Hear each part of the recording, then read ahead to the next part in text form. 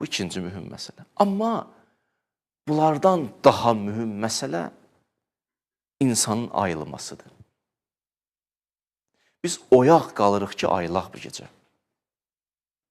Ayılmasaq dirilmərik. Oyaqlıq ayılmağın müqəddiməsidir. İnsan ayılanda yeni bir həyata qədəm qoyur. Bu gecəni oyaq qalmışıq ki, ayılaq. Ayılmaq lazımdır. Buna əxlaq ustadları yəqzə deyir.